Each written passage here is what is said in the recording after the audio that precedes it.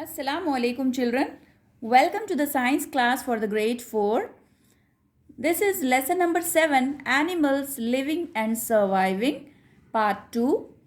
In the previous video, we have studied about the animals are divided into two groups, vertebrates and invertebrates. In the vertebrates, we have seen that animals which have backbones, they are called vertebrates, and they are further divided into 5 broad groups: fishes, amphibians, birds, reptiles, and mammals.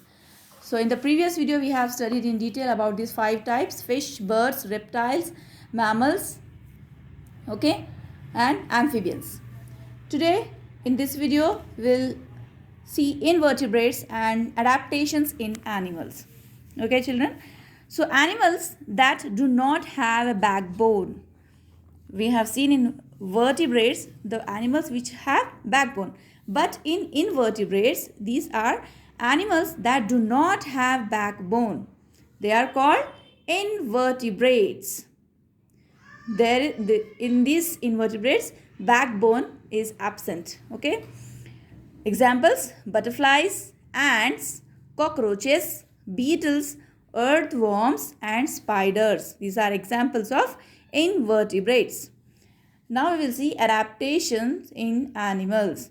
What is the meaning of adaptation? Adaptation means changes in the body structure or changes in the habits of animals to survive in the particular surroundings. That is called adaptations. Okay. Animals are found all over the world. Like we have seen, plants are also found all over the world on the earth. So animals are also found all over the world.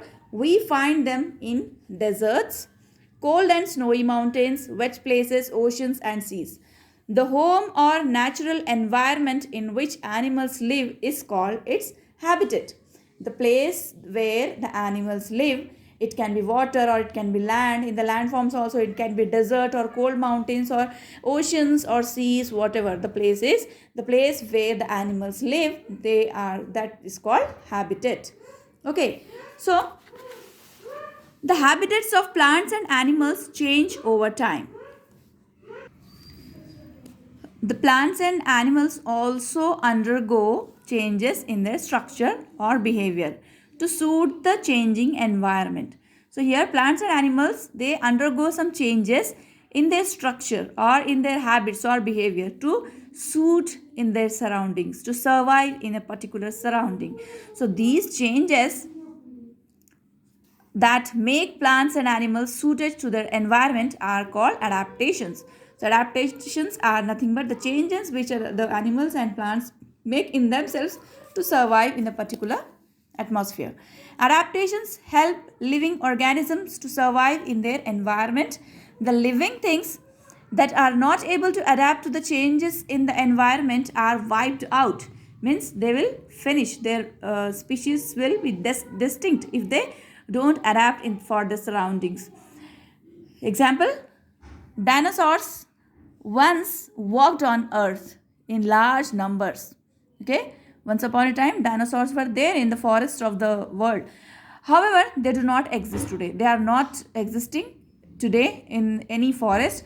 They perhaps could not adapt to the changing environment and got wiped out.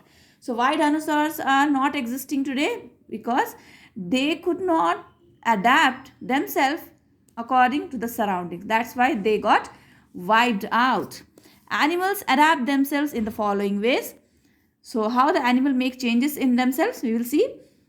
They make changes in their food habits, in their movements, by surviving in extreme cold and heat, and by showing special adaptations such as camouflage, migration and hibernation. So these are the ways in which animals they adapt themselves. So according to the surroundings, they make their food habit, and according to their body structure and according to their surroundings, they change their movements, and they make themselves able to survive in extremely cold conditions and extremely hot conditions. And by they will show some special adaptations. So what are special adaptations? Camouflage. What is camouflage? Changing the color of the skin to escape themselves from enemies. What is migration? Moving from one place to another place. And what is hibernation? Hibernation is winter sleep. Some animals like polar bear in the snowy mountain or in the polar region in the extremely cold conditions in the winter season, they go deep into the earth and they sleep for 4 months of winter season. So this winter sleep is called hibernation. Okay, let's see all these in the detail. Adaptation by food habits. So now we will see adaptation by the animals in their food habits. So children, on the basis of feeding habits, animals are grouped as herbivores, carnivores and omnivores. You have studied these terms in your class 3 also, I think. So what are herbivores? The animals which eat only grasses, they are called herbivores. The animals which eat flesh of other animals, they are called carnivores. And animals which eat both the plant products and animal flesh, they are called omnivores. So according to the food habits, animals are divided into 3 groups: herbivores, carnivores and omnivores. And parasites. One more type is parasite. Parasite means the animals which are totally depend for their food on other animals. They are called parasites. Let us study the adaptation in each group for food. First is herbivores. Animals that eat only plants are called herbivorous animals or herbivores. Examples: deer, zebra, camel, elephant, cows, goats and buffaloes all are herbivores. They eat grasses, leaves and bark of trees. They have sharp teeth. They have sharp teeth in the front for cutting plants.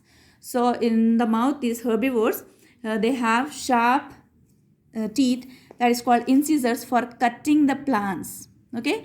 At the back, they have large, strong and broad grinding teeth. Grinding teeth help them to chew and grind the plant parts. Okay. Squirrels, rabbits and rats have razor sharp front teeth. They use such teeth to gnaw and bite on nuts, berries and wood. So these when we are talking about herbivores, the plant eating animals, see children, how their teeth are adapted to their food habits.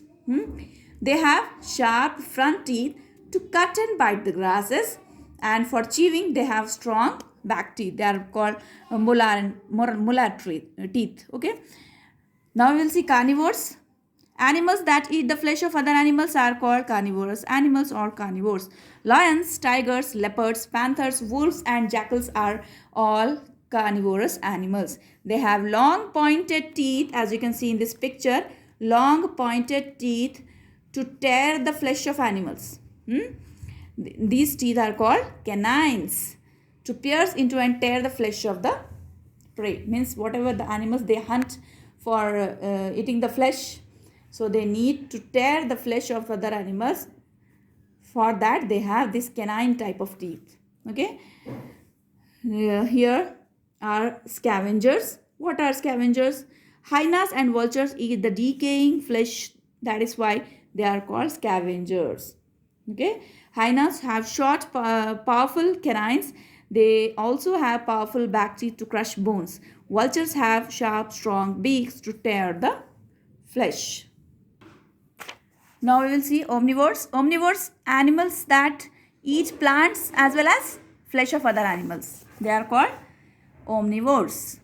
Monkeys, apes, bear and human beings. See, even human beings are omnivores because we eat plant products also and the flesh of animals also. Okay.